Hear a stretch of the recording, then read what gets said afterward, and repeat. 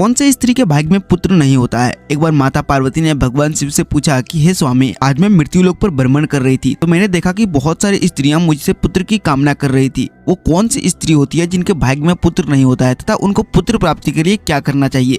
भगवान शिव पार्वती से कहते हैं कि हे पार्वती, इस कथा को तुम ध्यान से सुनना और समझना। जो भी इस कथा को ध्यान से समझता है उसे पुत्र की प्राप्ति अवश्य होती है। भगवान शिव कहते हैं कि हे पार्वती, चोलापुर नगर में एक सेठ के 2 बेटे थे। उन दोनों बेटों की शादी हो चुकी थी और सेठ के बड़े बेटे की बहू को एक बेटा था और छोटे बेटे के बहू को एक पुत्री प्राप्त थी। सेठ की पत्नी पुत्र को लेकर हमेशा अपनी छोटी बहू को ताना मारती रहती थी और उसकी छोटी बहू हमेशा ताना सुनती रहती थी। वो स्वभाव से बड़ी ही सुशील थी। एक दिन उसकी सास सुबह मंदिर जा रही थी। उसने छोटी बहू को खाना बनाकर रखने को कहा। जैसे उसके सास वहाँ से बाहर निकली वैसे एक साधु दरवाजे पर आ गया और मांडवी से भोजन कराने को कहने लगा। तब उसने सोचा कि अगर मेरी सास मुझे डांटेगी तो मैं कह दूंगा कि मैंने अपने हिस्से का भोजन साधु को कराया है और खुद भूखा रह लूंगी। दोस्तों, पार्ट 2 के लिए वीडियो को लाइक